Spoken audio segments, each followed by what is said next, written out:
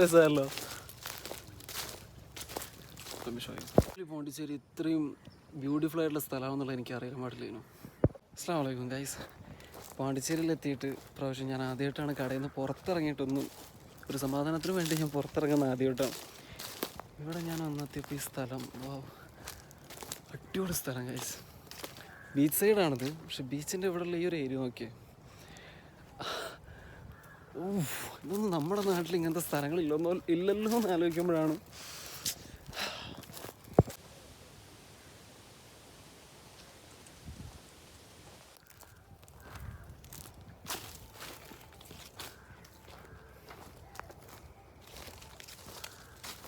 ഇതിനുള്ളിലേക്ക് ഇങ്ങനെ പോകുമ്പോൾ എന്താ പറയുക, ഇതൊരു ബീച്ച് സൈഡാണെന്നുള്ളത് നമുക്ക് ഒരിക്കലും മനസ്സിലാക്കാൻ പറ്റില്ല. ഇത് നോക്കിയേ, ഇങ്ങനൊരു കാട് പിടിച്ച പോലെ ഒരു സ്ഥലം. ഇവിടെ നിലത്ത് ഒരുപാട് സാധനം കിടക്കുന്നുണ്ട്. എന്നെ കാണുന്നില്ലല്ലേ, കാട്ടുനെല്ലിക്കയാണിത്. ഒന്ന് കയറി എടുക്കാൻ പറ്റുമോ? അതാ നെല്ലിക്ക ആണോ? നെല്ലിക്ക ആട്, പക്ഷെ ചെറുതാണ്. നമ്മുടെ കൂടെ ഒന്ന് ഒരാളും കൂടി ഉണ്ട്. വിഷമായി ഇത് മുകളിൽ നിറച്ച് നെല്ലിക്കയാണ്. മുകളിലുണ്ട്, താഴെയുണ്ട്.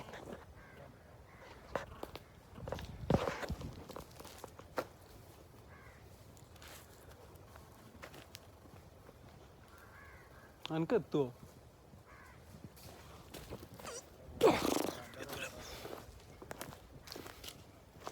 കുലിക്കോ കൂക്കോ? നിലത്തൊക്കെ ഇഷ്ടംപോലെ കിടക്കണ്ട, പക്ഷെ എടുക്കണ്ട.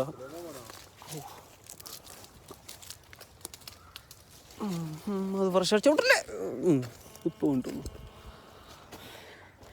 കഴിച്ചാൽ കുഴപ്പമൊന്നും ഉണ്ടാവില്ല എന്ന് വിചാരിക്കുന്നു.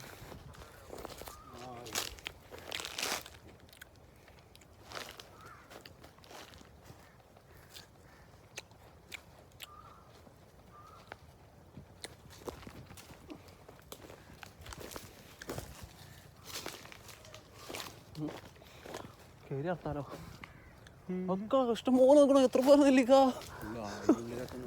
കയറി നോക്കിയാലോ. ഇത് സ്ലിപ്പാവും. ഞാൽപ്പഴമൊക്കെ ഉണ്ടാവും ചിലപ്പോൾ ഇതിനുള്ളിൽ. നെല്ലിക്ക തന്നെയാടാ ഫുള്ള്. അങ്ങോട്ടൊക്കെ ഇഷ്ടം പോലെ. ഇനി ഇതുപോലെ തോട്ടേറ്റേ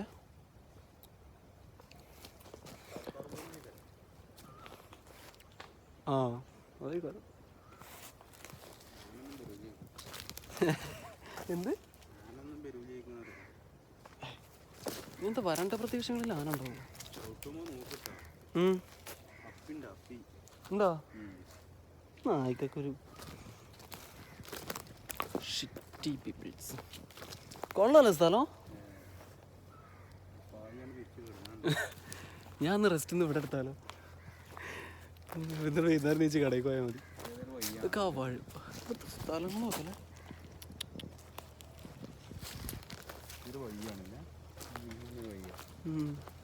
വണ്ടി ഇട്ട സ്ഥലം ഓർമ്മ ഉണ്ടോ?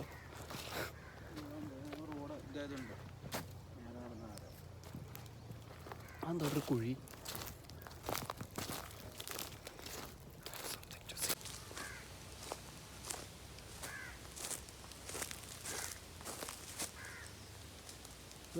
ആഴുണ്ടാവോ?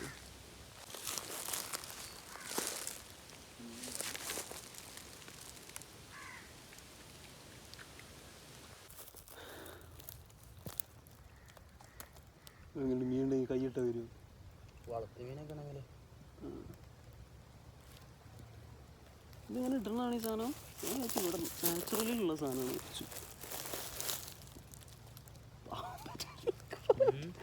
പാമ്പ് മുതലായിട്ടുണ്ടാവോ?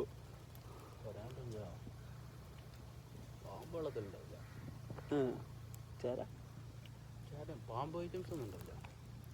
ഞാൻ കണ്ടിട്ടുണ്ടല്ലോ തോട്ടിലൊക്കെ. അത് ഈ വെള്ളം കുടിച്ചാൽ ഇറങ്ങിക്കാണ്ട് കയറും. അത് നീർക്കോലം കണ്ട എനിക്കെന്താ അറിയില്ലേ. വെള്ളം കുടിച്ചിറങ്ങുള്ളൂ. പാമ്പ് വെള്ളത്തിൽ വല്ലാതെ ഇറങ്ങത്തില്ല. മുതലുണ്ടാവാറില്ല.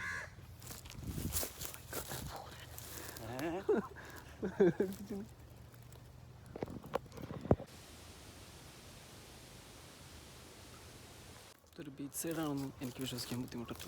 പക്ഷേ ഞാൻ വിശ്വസിച്ചേ പറ്റുള്ളൂ, കാരണം അതിനപ്പുറത്ത് ഞാൻ ബീച്ച് കണ്ടതാണ്. Anyway guys, I am so happy. See like these. ഇവിടെ പോണ്ടിച്ചേരിയിൽ ഇതുപോലത്തെ ഇങ്ങനത്തെ ഈ ഉള്ളേരികളിലൊക്കെ ഫോറസ്റ്റ് ഏരിയയൊക്കെ വരുമ്പോഴാണ് എനിക്ക് ഒരുപാട് സന്തോഷമാണ്. ഫാസിലിന് ശരിക്കും ഇങ്ങനത്തെ സ്ഥലമൊക്കെ കണ്ടാവും ത്രില്ലാവും. ഫാസിലിന് ഈ കാട് ഇങ്ങനത്തെ സ്ഥലമൊക്കെ ഇഷ്ടം.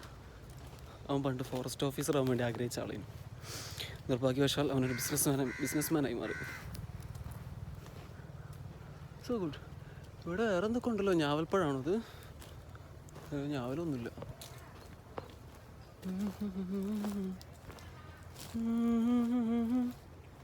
ഇവിടെ കുറേ അങ്ങോട്ടും ഇങ്ങോട്ടും വഴിയൊക്കെ ഉണ്ട്.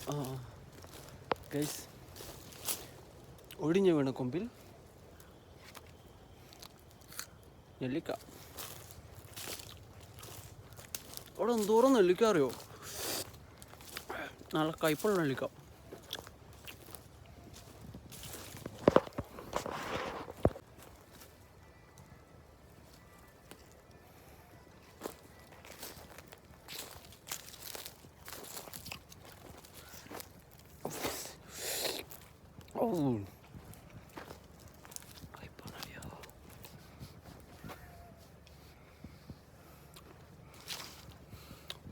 I can see the end. അങ്ങനെ അങ്ങോട്ടൊക്കെ പോകുന്നുണ്ട്.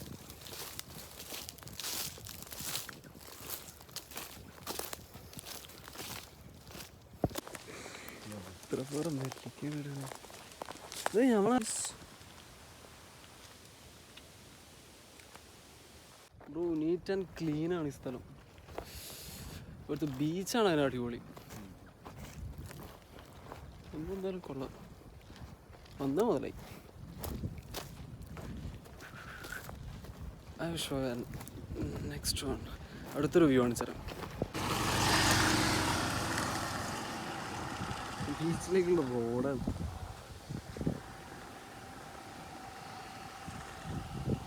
ഇതിൻ്റെ ഉള്ളിലാണ് നമ്മളിപ്പോൾ.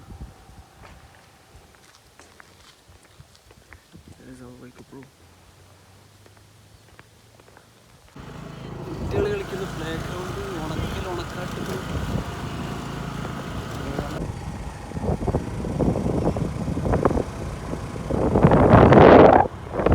പോണ്ടിച്ചേരി ഇത്രയും ബ്യൂട്ടിഫുൾ ആയിട്ടുള്ള സ്ഥലമാണെന്നുള്ളത് എനിക്ക് അറിയാൻ പാടില്ലേനു.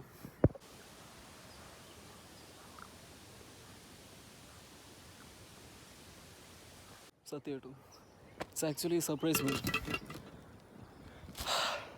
ഞാൻ കുറച്ച് നേരത്തെ വരണ്ടായിരുന്നു ഇവിടെ. It's really good bro.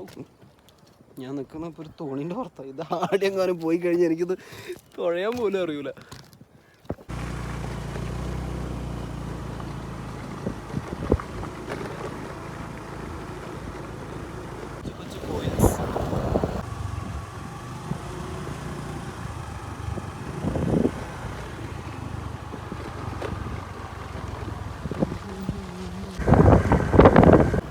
Actually Keralam മാത്രമല്ല ഇപ്പോൾ ശ്യാമസുന്ദര കിടകിടാര ഭൂമി.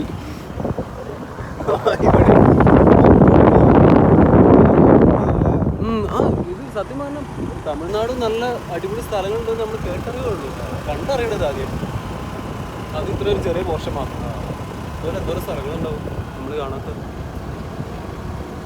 ഉള്ളേരിയൊക്കെ ഇറങ്ങിയാൽ കുറേ നല്ല കാഴ്ചകൾ കാണാൻ പറ്റും. ഈ മെയിൻ ടൂറിസ്റ്റ് സ്പോട്ടിലൊക്കെ പോയാൽ നമ്മൾ തോന്നില്ല ഇവിടെ എന്താ കാണാനുള്ളത്. വെറുതെ പോവാം. നമ്മളിപ്പോൾ ലോങ് അടിച്ചുകൊണ്ട് പോകേണ്ടവർക്കൊന്നും ഒന്നുമില്ല. അതുപോലെ അൺഎക്സ്പെക്റ്റഡ് ആയിട്ട് നമ്മൾ പോകുന്ന സ്ഥലത്തായിരിക്കും. പണ്ട് ഞാൻ വന്നിട്ടുണ്ട്, പക്ഷെ വന്നതൊക്കെ എനിക്ക് രാത്രി 8 മണിക്കാണ് വന്ന് ഡ്യൂട്ടി കഴിയുക. 8 മണിക്കാണ് വന്നൊക്കെ ഡ്യൂട്ടി ചെയ്യുക. രാവിലെ 8 മണി മുതൽ രാത്രി 8 മണി വരെ. അന്ന് നമ്മുടെ കട 3 മണി വരെ ഉണ്ട് രാത്രി ഈ കട. അപ്പോൾ പിന്നെ ഞാൻ ഡ്യൂട്ടി കഴിഞ്ഞിട്ടാണ് പിന്നെ കിട്ടിയത്. അപ്പോൾ ആ നേരത്തെ നമുക്ക് മര്യാദക്ക് ഒന്ന് കാണാൻ കൂടി പറ്റൂല. ഞാൻ മാക്സിമം അവിടെ ഒരു ആൽമരം കണ്ടില്ല. ആൽമരം ഒരു പരത്തി തൊട്ടിന് അവർ 3-4 ആൾക്കാർ ഇരിക്കണം. അവിടെ പോയി ഇരിക്കലായിരുന്നു. ഓ, ഇതാണ് കിട്ടേ.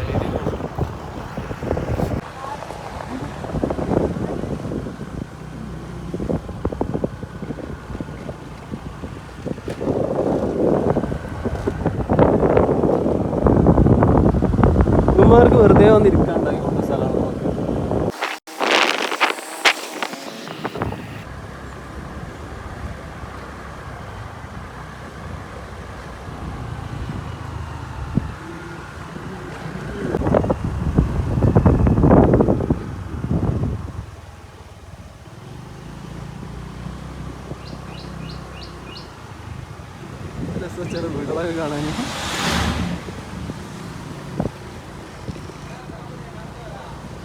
നാട്ടു ബസ് സമയം വായിക്കാറെങ്കിൽ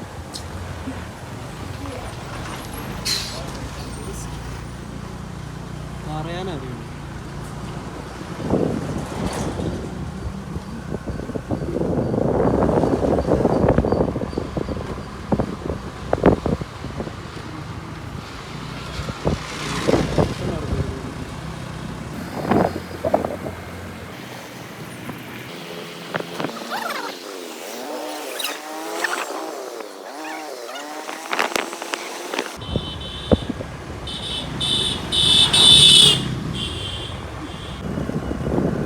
ഇത് മീൻ വളർത്തുന്നതാണോ? ആ, മീനുള്ളത് ഒരു ചങ്ങായി ഉണ്ടാവും ചിലപ്പോൾ വൈകുന്നേരം ഇങ്ങനെ ഇതിൽ കൂടി ഇങ്ങനെ മറ്റേ തോണിയിട്ട് ഇങ്ങനെ റൗണ്ട് അടി.